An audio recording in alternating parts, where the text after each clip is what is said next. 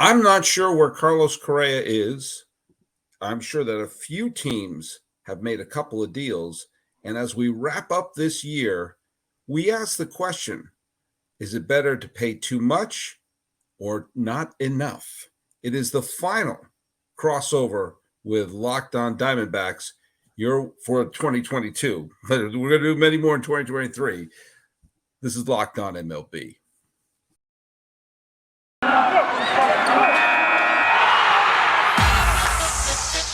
You are Locked On MLB, your daily MLB podcast, part of the Locked On Podcast Network, your team every day. Hello, baseball fans, and welcome to Locked On MLB, part of the Locked On Podcast Network, where it's your team every day. This is the daily podcast. We talk about all of Major League Baseball. I am your host, Paul Francis Sullivan. If you don't believe me, there's my lower third. You can call me Sully. I am an Emmy-nominated television producer, certainly sitting in my in-laws' house somewhere in an undisclosed location in California. And apparently, the lighting here makes me look diabolical. But speaking of diabolical, right over there is the host of Locked On Diamondbacks. Please, mystery guests, enter and sign in. Yes, Millard Thomas, host of Locked On Diamondbacks, and currently sitting in great lighting. The sun is hitting me at the perfect angle. It's golden hour right now. I should upload a pic to Instagram.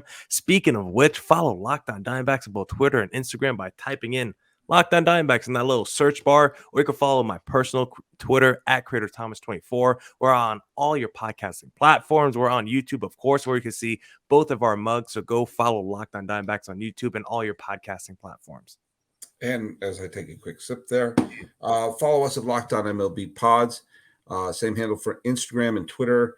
And you can follow me on Instagram at Sully Baseball Podcast. And once I figure out this whole Mastodon thing, you can follow me there. I don't quite understand what it is. It may be like Friendster. Hey, speaking of Friendster, we're here with Millard Thomas. And it is the 28th day. We're recording this 28th day of December. And I don't know where Carlos Correa is playing.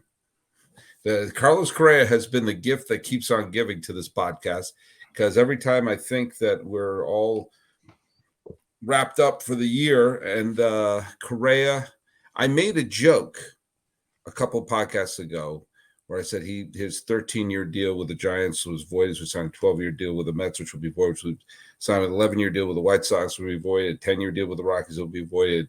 The 9-year deal. And I went down. Each one was a different team name. And finally, he signs a 1-year deal with the Twins. In other words, exactly what he was last year. I said that as a joke. May become true. You know, it's funny that when a lot of people started trashing the Giants and praising the Mets when they swooped in, when the physical failed with San Francisco and immediately signed a 12-year deal with the New York Mets, there's a lot of people showing how, chirping about how this is the Mets outsmarted the Giants and this and that. And never once did any of those people take into account, maybe the Giants weren't stupid. Maybe there was something wrong with his physical. And if he can't make it to the physical healthy, maybe you don't give him a baker's dozen worth of years on a contract. And now the Mets, who were crows, we got him, said, oh, yeah, he does have a bad physical. Now, not to get all on the tribute to the late Olivia Newton-John, let's get physical and let's talk about this situation. Is he going to be in a full body cast by the time pitchers and catchers report? Who knows? I mean, my biggest question is, do they sign these contracts, work out the details, and then they're like, let's get the physical done after? Because I don't understand why these teams don't get the physical done first before talking about these long-term deals, before deciding on, should I make an investment over 10 years into this product? Let me at least test drive it and make sure it works correctly. Like, I don't understand why we do it backwards, signing them to a 10-year deal and then doing the physical. Yeah, it is strange. It seems like that it's like maybe because he didn't end the year on the disabled list, that I think this is going to be a formality, but you're going to be investing. Think about that's the contract that San Francisco offered Correa is longer than 3 presidential terms. Yeah. I mean, that's 13 years. 13 years. I mean, look I've always been one to say let the players get whatever contracts they can, and we'll talk a little bit about that at length at the final segment because I have some thoughts about the people who want to curb owner spending. It's a free market system, and if they can get a 13-year deal, more power to them. I personally think it's borderline bananas to sign anyone above the age of 22 to a contract longer than 5 years. I mean, I know you'll get that 6th, 7th, or 8th year, but sometimes I think you're better off being the team that doesn't sign someone to a long-term deal. I mean, people have trashed the Red Sox for allowing beloved players to skedaddle, but they've also not been hampered with long-term albatross deals for the most part because they didn't get emotional about Pedro or Nomar or some of the other players that you and I would have been emotional about and sign them to 15-year deals and then watch them decay. Or they let Jacoby Ellsbury get injured on someone else's dime. And but if they're going to, Correa knew he could probably get a big contract, and maybe here's where it gets fishy for me.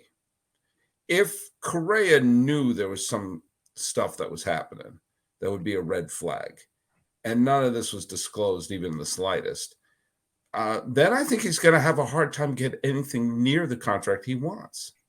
Yeah, because how bad must his knee have been for the Giants to look at the physical and say, we're not even going to attempt to restructure this contract and put options in or whatever. We're just going to let you walk and let the Mets deal with this issue now. And now the Mets, after signing him to a decade-long deal, they're like, actually, hold up. We might actually have to put some provisions in here, maybe make this an incentive-based, a games-based proposition, because it seems like Carlos Correa's knee, he might have one of those degenerative conditions where you're like, all right, 8 years down the line, like he might only be able to play DH because you can't keep him in the field anymore. So that's going to diminish his value on the back end. But I know we're going to go get into it a little bit later, but I think this is why I believe we need term limits on contracts, because we shouldn't be able to go over 5 or 6 years. We saw it in the NBA. They eventually instituted max contracts in the NBA where you can't go over 5 years. I think baseball needs to introduce some sort of that proposition where it's like, all right, this player, he's worth this amount of money. You could pay him whatever you want. You could pay him 30, 40, 50 million a year, but you can't pay him over 5 to 6 years, because I think after 5 or 6 years,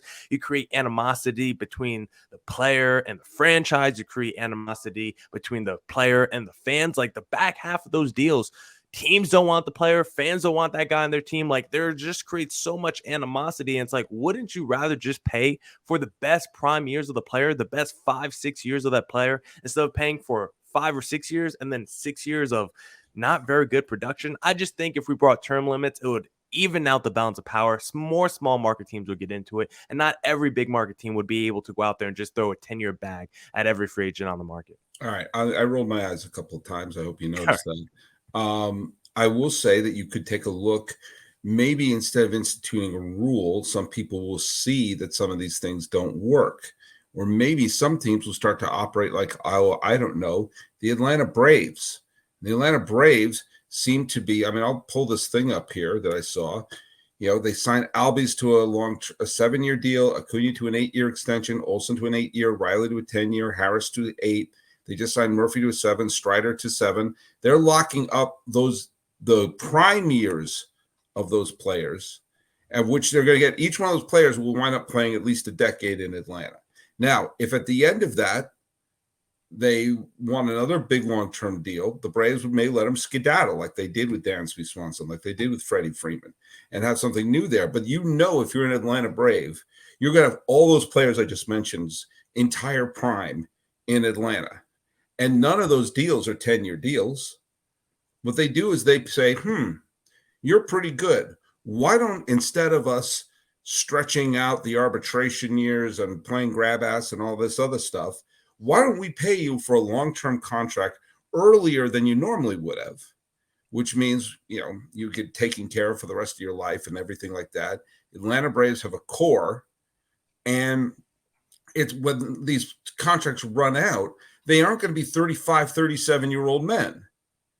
So maybe instead of saying we have to institute a rule, we have to institute a way to police ourselves, maybe you could look over at Atlanta, a team that's had a tremendous amount of success recently, and say, maybe we should do it like them. Or maybe you do it what the Mets have done with Verlander and Scherzer and so you create absurd annual money for short-term gain. If Verlander and Scherzer bomb, they're not tied up in the long term. I've never been a big fan of we have to police ourselves because we can't help it. You could be smarter. Yeah. And I think we're finding out that signing some of these players to a long-term deal, may not be smarter. Or maybe if your goal is to win at least one title and you get that one title and you're broken down players the rest of the way, you say, we're fine with that. And that's a choice that the teams make. But I'm never a big fan of saying like, oh, we have to create these artificial limits, because there's no artificial limits on what the owners can make. No, on their revenue. No, it wouldn't be on the player's salary, how much would they make? It would just be how long you could sign that player, because I think that would help balance out the power, because I think it's harder for a small market to justify paying someone 10 years for however X amount of money. I think it's easier for a small market team like the Minnesota Twins last year to say, okay, I don't mind paying Carlos Correa $35 million a year if it's only a 3-year deal. When you look Why is Minnesota a small market? Why are we still talking about this gigantic metropolis with billionaire owners, and we're talking about them as if they're like a team in Muncie, Indiana? Well, listen, the idea of a small market, it's a fallacy, but as long as your owner's not going to spend money, that's how they're going to operate. That's on them. Well, yeah, but as long as you're going to have no limits and people able to sign a 10-year bag, I think you're always going to have these teams that are deemed quote unquote small market teams always say, I can't afford to go those extra 3 or 4 years. But if everyone is only signed to like a 4 or 5 year max, I think it's harder to not justify a small market team going out there and spending a little bit more money, knowing you're getting all the prime years of, say, quality all-star player A. All right. Well, you can all size market teams can sign their big star and buy out their prime and everything like that. They can all do it. And there's not one single team that can't. Not even the team you're about to say, no, not that one either. I'm talking to the listener. Okay. And so this notion of, we have to create an artificial limit on the players. First of all, that won't fly. If you want a surefire work stoppage, the easiest bet in the world you can make is that instituting something like that, limits on the players while having no limits on the owners. That's the biggest surefire bet that'll cause a work stoppage. If you're making any bets, head to BetOnline. It's your number one source for sports betting info, stats, news, and analysis. Get the latest odds and trends for every professional and amateur league out there, from pro football to the College Bowl season, basketball, and the NHL. Check out the Coyotes. Hey. We've got it all at betonline.net. If you love sports podcasts, you can even find those on BetOnline as well. They got the fastest and easiest way to get your betting info. So head to the website today or use your mobile device to learn more. BetOnline, that's where the game starts. Before we get into, I do want to get into what I call the entry fee that I think every team needs to make. I do want to talk about a couple of the other moves that were going around. You saw the Red Sox sign Corey Kluber. Oh, God. And I hope with that comes a time machine to take us back to when he was a Cy Young Award finisher. I had on Lauren from Locked On Red Sox the other day. Obviously, the Red Sox are a gigantic market, and they're acting like they are the Twins. They're acting like they're the Rays. What bothers me the most about the Red Sox isn't that they're going to have a bad year, which I think we were all pretty sure they're going to. It's that they're rudderless. I'll take a bad year. I think any Red Sox fan would take a bad year if they knew it's building towards something. Mm-hmm. I have no clue what this year team is building towards. No. None. And I have no faith in the general manager who essentially, after Jeter Downs was DFA'd, we're looking up and we're saying, what, Mookie Betts for Alex Verdugo? Yeah. How many of the Eovaldi walked, Yep. Martinez walked, Mm-hmm. Bogarts walked. Yep. They traded Christian Vasquez for a guy who pleasured himself in the parking lot. Oh, okay. Chris Sale makes Carlos Correa look healthy, and he's signed. I don't, offers. I mean, I'm glad they signed Kluber because they may get 10 starts out of him. But I mean, you look up and go like, the Worcester Red Sox are going to be the starting rotation of this team, and I don't see a direction for the Red Sox. I don't see where they think they're going to even be. I don't mind a down year if I know it's filled with young prospects coming up and being able to hit some of the marks. I just don't see that. And this team needs to build a staff. This team has no identity in terms of its offense, with the exception of Devers. And and I know Devers is good as gone. Yeah. You might as well deal Devers, but we saw that they wet the bed in the Mookie Betts trade. So why would I trust them in 7 quadrillion years that they're not going to wet the bed in the Rafael Devers deal? Yeah, that's the annoying thing with the Red Sox is that lack of direction you're talking about, because they basically blew up their whole roster since 2018, and then they're making moves this offseason. Like, they're going out there, they're getting the Kenley Jansen, the Chris Martin, they signed Japanese outfielders to big deals, but then you let guys like Nate Eovaldi and Bogarts and JD Martinez walk in free agency. Doesn't make a lot of sense. I think when you look at the Red Sox and compare them to a team we talked about in the first segment, the Atlanta Braves, I didn't even get a chance to give my opinion. They're doing it right. I agree with you, Sully. I love what the Braves are doing. When I talk about the term limits, more for free agency, but when I look at the Braves, like, this is what I want the Arizona Diamondbacks to do with Corbin Carroll and all these other young guys. If you see, it's a little bit of a risk, but if your guy is good and he flashes in a 50-game sample size in that rookie season, or maybe the course of a season and a half, you sign that dude to an 8 to a 12-year deal, and you could do what the Braves do and have this whole core of 7 to 9 guys where where your roster is going to be over the next few years. It's what the Padres did with Fernando Tatis. It's what the Rays did with Wander Franco. It's even what the shout out Ethan Smith of Locked On Pirates. Even Brian Hayes got a mini long-term deal as soon as he debuted. Like, it's a smart play. Yes, there's going to be some risk. You're gambling on a guy who you might not even see matured or hit his ceiling, or maybe only have one good year production. But if that guy hits, you're going to get them on a major discount over the long term. And for the Boston Red Sox, this is where they messed up. They could have got Bogarts on a way cheaper deal than what he just signed with the San Diego Padres. Right. If you offered the money up early to Mookie Betts, you probably could have got him cheaper than what he signed with the Dodgers. And Rafael Devers, if you offered him a fat contract after his second year in baseball, when he looked like an MVP candidate, you would have had that guy locked up for 12 years until the age of 35, just giving you MVP season after MVP season. So the Boston Red Sox, they have no plan. They completely blew up a roster of young quality talent from the Mookies, the Devers, the Bogarts. It absolutely makes no sense. And right now, Benintendi, he's a case study for another day. But right now, for the D-backs, watch what the Braves are doing. If Carroll flashes more this year, if the Ryan Nelsons and the Dre Jamesons flash more this year, go lock up your young players, because the Braves got a core and a rotation and a lineup for years to come that could compete for a World Series.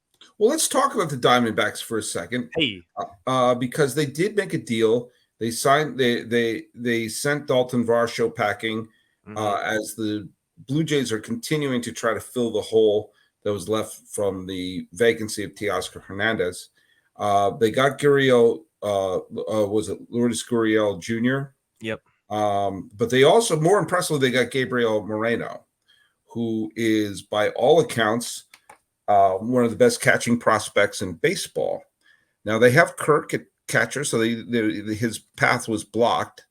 But the Diamondbacks may have – okay, you know what I think about prospects. Prospects are prospects until they're proven. And I've seen a lot of great prospects turn into quadruple A players. That being said, the Diamondbacks seem to have more of a plan than Boston does. Yeah. And they have a ton of young talent on their team. I don't know if you know this, but at one point they passed the Giants in the standings last year. They have a lot of young talent. They do have a centerpiece in Marte. It would have been great if the the haul for Goldschmidt was a little more consistent than they got, but they are putting together young pieces on the team, which could make them, I think that, you and I have said this before. If everything goes right for them, I think they could be a fringe wild card contender next year. Mm-hmm. I don't think they're going to catch Los Angeles or San Diego, but I do think they could. I don't think a 500 season is out of the question. And just again, a little bit more luck could mean 83 to 84 wins, which will probably keep them in a wild card hunt, at least from the end of September. If any team could be next year's Baltimore Orioles, that is the consistent bottom dweller who suddenly the young players click and some excitement starts to kick in the fan base. I think the Diamondbacks are a great case for that, and bringing in a blue chip catching prospect to maybe be the centerpiece for that position, I think is a really good use of, the Diamondbacks are going to get more out of Dalton Varsho than the Red Sox will out of Mookie Betts, probably. Oh yeah. Right now that deal looks what the D-backs just did. Look, that deal for Varsho is a lot stronger of a deal than what the Red Sox did for Mookie Betts, which is just like an insane statement to say out loud. But this is the first time we've talked, Sully, since Carlos Correa spurned the Giants and signed with the New York Mets. So I'm back on the D-backs, finishing third in the NL West ahead of the San Francisco Giants. I thought Carlos Correa was changing the tide for third place, but no longer. The D-backs changed the tide once again after this trade. I actually think this trade might have lowered their ceiling a little bit for the 2023 season, just because I believe in Dalton Varsho's defense, power, and speed so much. But for the long term, for 2 years, 3 years from now, Moreno seems to be the better option because he's talking to Lindsey Crosby, could be like the next JT Realmuto type, seems to be an all-star level catcher, just one of the best hitters at that position that we've seen in a long time. So to add an offensive tool like that at your catcher position with some speed, with some defense as well, D-backs desperately needed another right-handed bat. That's what they got with Lourdes Gurriel. So now this lineup is a little bit deeper, a little bit more evenly distributed between righties and lefties. And they were trading from a position of strength with all the outfielders that they had. I didn't know where Dalton Varsho was going to go. I know the Locked On Astros guys hit me up every week talking about Dalton Varsho trades. I wouldn't have minded a little Christian Javier or Luis Garcia for Dalton Varsho, but to get back a blue chip prospect and the deal for Dalton Varsho, who has yet to make an all-star game, I was honestly shocked. It's not easy to get blue chip prospects. So when you see a guy like Moreno going in a trade, it's usually for the Juan Sotos or the Mookie Betts of the world. But to get him back in the Dalton Varsho trade and add another super utility player in Lourdes Gurriel that can just play all over the field, I think this is a perfect trade for both sides, because I was really down on the Blue Jays trading away Teoscar Hernandez. I thought he was a real thumper in that lineup. I thought that was a steal by the Seattle Mariners, but the Blue Jays has such a depth of catchers. Also, Danny Jansen had a really strong offensive year. Adding Dalton Varsho out there, they got better defensively. Added Kevin Kiermaier in the outfield as well. I like this trade for both sides. I think it might lower the ceiling a little bit for the D-backs in 2023, but over the long term, I think both teams are going to be happy with this trade. Well, I mean, the Teoscar Hernandez trade to Seattle bolstered Toronto's bullpen. And we all saw in how the Seattle-Toronto wildcard series ended with an absolute cataclysmic collapse by Toronto's bullpen. You saw that was a potential Achilles heel. So I think by bringing in, was it Kiermaier and Varsho, to basically fill in for the hole that was left by Teoscar with an improved bullpen. But Gurriel, I think in the end, I think Toronto's in a very good position going forward into 2023. Gurriel strikes me as someone who may have a better year with Toronto because I think he's going to get the consistent playing time. Yeah, you and I talked beforehand that his power is basically disappeared, but he's still a solid contact hitter. He's still a solid hitter. And when you have a team full of young players, having a professional hitter just putting balls in play and getting hits can't hurt. Maybe you bat him, second in the lineup, where or where those hits can pile up, or you maybe bat him seventh or eighth in the lineup to keep the ball, to keep the line moving. I don't know. I'm of a big believer of, if you have someone in there who's going 2 for 3, 3 for 4, even if they're all singles, that helps.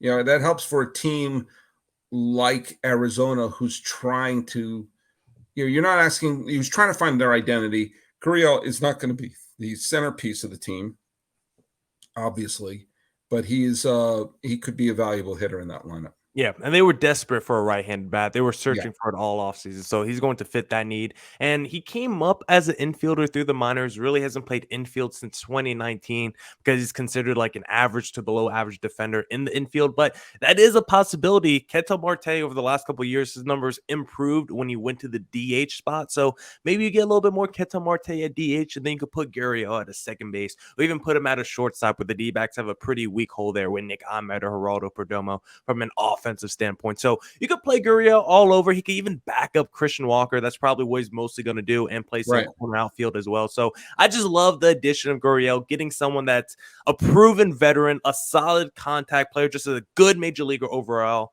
And then you add Moreno, who's 22 and did have a cup of tea on the Blue Jays last year. Yeah, he played a handful of games. He apparently played pretty well. So going back to what we were saying earlier, if he once again looks good and Corbin Carroll looks good as well, those are two guys who are top 5 in MLB prospect rankings, who flashed in their first full season as major leaguers.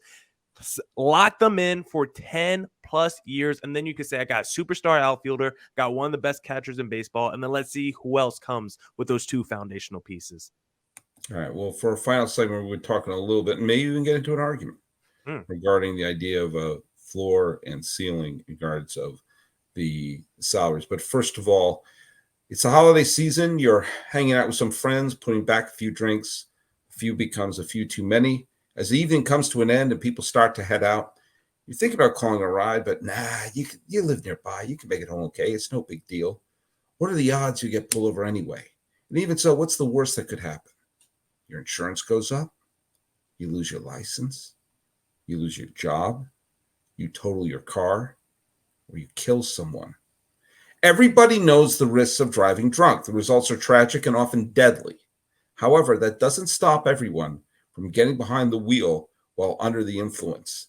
That's why police officers are out there right now looking for impaired drivers on our roads to save lives. So if you think you're okay to drive after a few drinks, think again. Play it safe. Plan ahead to get a ride. It only takes one mistake to change your life or someone else's forever. Drive sober or get pulled over. This has been a message from NHTSA. All right, last segment here. We're here with Millard Thomas. He's right over there. Hello. He's the young one. I'm Sully. I'm the good-looking one. I was going to say the handsome one. That's right. I'm so it. damn handsome. I'm so damn handsome. I hear. Let me just tell you what I think. I hear a lot of people complain about. You hear there are 3 camps of complaining that I've heard this offseason. The Mets are spending too much. The small market teams are not spending enough, or even big market teams like Boston, and teams like the Braves get players for a relative steal to sign long term. In other words, you can't do anything right. Spend too much, spend too little, spend just enough. Someone's going to complain. I have said I want to remove the stigma of buying a championship. Buy them. You're a billionaire. You're doing a game we all wish we can play, and that is play with baseball cards, except have them be real baseball players. You're not doing a fantasy league. You're in a reality league. You get to put together your team and try to put the best team out there, and you've got billions of dollars. Isn't that the whole point? The whole point is to do that.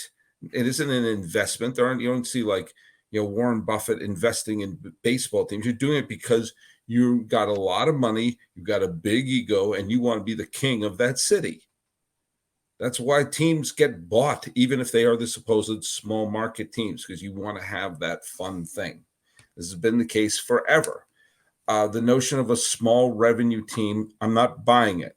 And Nope. by the way, whenever baseball owners have been asked to open their books to show how they're losing money, those books have remained shut because they're all making money.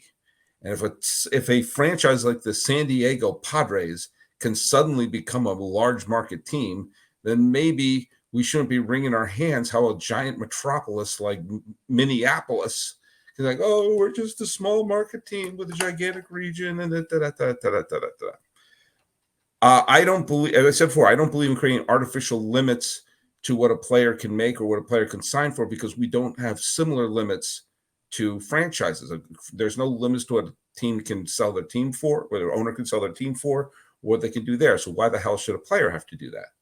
And I think the best way to make those limits is to show that maybe signing 12-year deals isn't the smartest thing. Act like the Braves. But, and don't worry, this is not a filibuster. I will yield my time. But I want to lay this out here. I'm in awe. I think I've never believed in the salary cap, ever. I think it's, we don't see that salary caps in other leagues make for more teams winning titles. Just as many teams play in the World Series. In fact, many more teams play in the World Series than play in the Super Bowl. And you've seen since 2010, half of Major League Baseball teams have played in at least one World Series, and none of those teams are called the Yankees.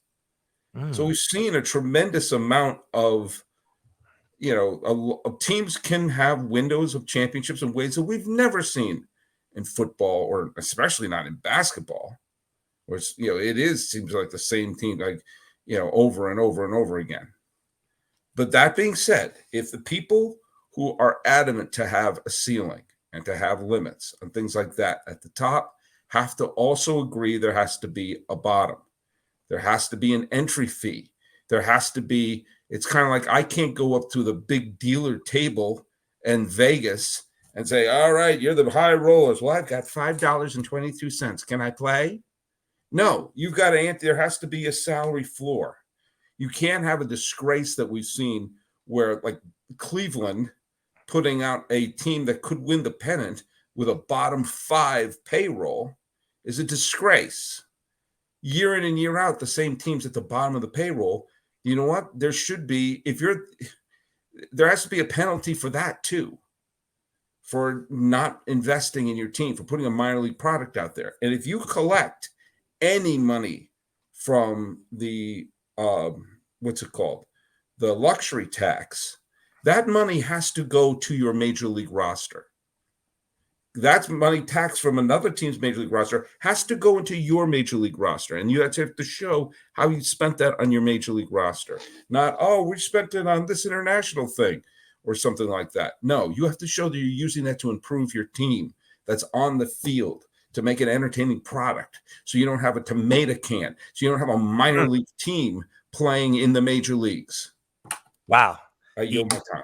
He yields his time. Yes, let me first say, I don't think the issue is the Mets spending money. I don't think teams spending money in the offseason and going after stellar players is ever the problem. We want to see the New York Mets spend all this money on free agents. I don't care if they spend $1 billion this offseason. I want to see the San Diego Padres with that threesome that they already have in their lineup add a Xander Bogaerts to it, okay? I want to see the Yankees, evil empire, go out there and sign a Carlos Rodon to a fat franchise. I want to see stars team up and make super teams. But you know what I want even more than that? Because guess what? The salary cap is not going to help anybody. Though those teams that like to spend money in the offseason, they're still going to spend money in the offseason. They're still going to get the best players. The issue that I have with the MLB offseason is teams that don't spend money, is the D-backs who've only signed a Miguel Castro this offseason, is the Miami Marlins, who we feel like have a great rotation, may not even be that far from competing, and have yet to sign a free agent this offseason.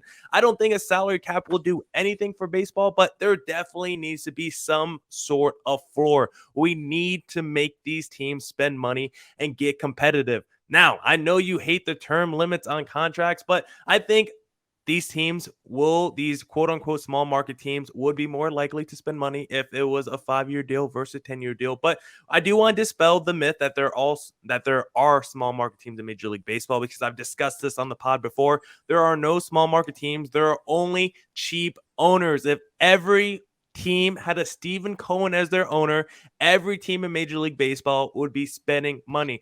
When Ken Kendrick bought the D-backs, they were worth around $300 to $400 million. Now, if he sells the D-backs, they're worth over $1 billion. He tripled his money in his investment in the D-backs. These MLB franchises are worth so much money. If you can't afford to put a competitive product on the field, if you can't afford to spend money in the offseason, you should sell your major league team. There are plenty of billionaires out there who are willing to come in and spend money in the offseason. Sully Baseball is willing to drop $2 billion on the Arizona Diamondbacks to come in and have a $300 million payroll. No more excuses for small market teams. Owners, get your money up, make more investments in the stock market to make more money, or sell your major league team for $2 billion, because there will be someone out there willing to come in and match the Stephen Cohens of the world. See this? What's My that? Super Lotto. Reserve my Super Lotto tickets. All right. These come through. I'm going to become majority owner of the Arizona Diamondbacks. Oh, all right. Yeah, you probably still need a little group. Probably still need a couple more people. I don't know what the Powerball is sitting at today. Yeah, well, get all right. We'll get H-Town Wheelhouse and Javier Reyes and get Stacy Gutsulias. We'll just turn it into the Locked On. We'll buy the team. We'll be the official, and we'll change the stadium to Locked On Stadium. Oh, okay. Locked On ownership group. Then we get the little Locked On Stadium. All right, I'm into this. Is there a hotel attached to the park in Phoenix? No, I don't believe so. Okay. I thought maybe I could live at the ballpark. There's a parking garage. You could live in your car. Yeah, after I've spent all the money on the team, I should probably probably living in my car. My car's paid for. All right. Well, look, we do agree on that. And one of the other teams that I thought was going to be spenders was this offseason was going to be Baltimore. Well, Baltimore finally put together a winning team. They have a nice little core of players that they could build upon. But there was a little bit of ill will, of course, when they trade away Lopez and they trade away Mancini instead of improving the team at the deadline, that they traded away players. I thought that they'd be able to quell some of that and say, hey, look, we still had a winning season. We got a few young players back for them. And now we signed a couple of veterans and we're going to make a run at it. And they did nothing of the sort. No. And they have the money to do it. And they have the ability to do it. And they have the reason to do it. Signing one or two players, not even talking about bringing in Judge or bringing in Xander Bogaerts or Correa or Rodon or someone like that. Just a couple of decent players coming into there to send a message to the fans that, okay, you're going to fund this summer. We've gone a long way to selling some tickets and selling some, Orioles memorabilia for Christmas time. You got to be able to have an entry fee. You got to be able to say, here's what it is. And, I love what the Premier League, the soccer Premier League has in England, that the bottom teams regulation. Go to the minor leagues and the top teams of the minor league come to the majors. And I would love to be able to say, God, we better start winning some games. Otherwise, we're going to be, Baltimore's going to be a minor league city, and like Syracuse or Worcester or Edmonton will be a major league city. And, I love that. Give an incentive at the end of the year to not be a bad team. Yeah, I'm shocked that the Orioles really haven't made any moves. Maybe I'm not too shocked because I feel like the Orioles are kind of like the American League version of the D-backs. I feel like both of these teams are like, we're not going to spend a bag this offseason. We're not going to go out there and sign any mega free agents. But it's like, why not at least add some veterans to round out our rosters? Why not at least spend a few smeckles? Like the Orioles were pretty much like in the wild card race until like the final 3 weeks of the season. And like after the trade deadline, they're like, you know what? We really don't want to make the playoffs anyway. We're okay.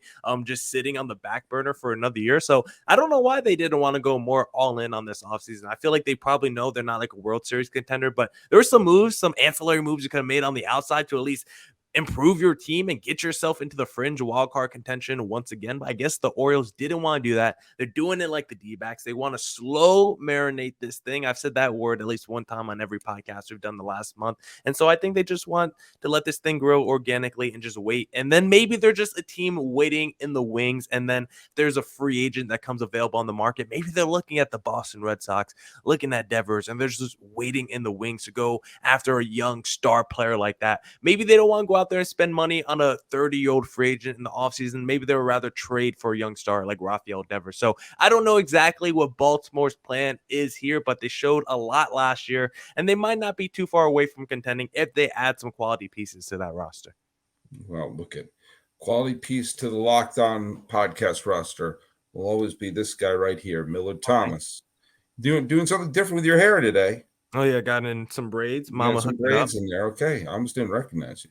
Mm. Almost didn't recognize you. Can you how big can you get it? It gets pretty big. I got like a mohawk right now, so it gets to about, if you go on Locked On Diamondbacks, Locked On MLB right now, you can see me doing some fake gestures with my hands, but it gets about yay high, I want to say. Yeah, I tried at one point. I tried to grow my hair long, and my hair grows up, and it was not a good look. But you could get a cornrow too. It could be the Locked On Cornrows brothers, Solly, the Marley brothers. I've heard of worse ideas. Okay, not many, but I have. Hey, tell people where they can listen to your show. Hey, follow me at Locked On Diamondbacks on all your podcasting platforms. Follow me on Twitter for my personal account at CreatorThomas24, or look up Locked On Diamondbacks both Twitter, Instagram for the podcast handle, and of course look up Locked On Diamondbacks on YouTube as well. And you can follow us at Locked On MLB Pods on Twitter and on Instagram. Follow me on Instagram at Sully Baseball Podcast, and please subscribe to us on YouTube. And we apparently had 700,000 downloads in 2022. I have no idea if that's a lot. I don't know if that's good or not, but that does mean more than my mom is listening to the show. I have more people than my mom listening to the show. So hey, next year we've cleared 700,000 downloads for 2022. I got a goal. 2023, 700 million dollars. Whoa. Ambitious? Yes. Insane? Yes. Probably impossible? Probably. Do I understand how downloads work? Not at all. But thank you for listening to us. And, I'm going to still have a few episodes up here. We have on New Year's Eve, I have a very special Locked On MLB New Year's Eve episode with H-Town Wheelhouse of Locked On Astros, a man who does not want 2022 to end. I like that. So we do that. And then on New Year's Day, January 1st, at the stroke of midnight on the West Coast, when you're done celebrating, turn on Locked On MLB.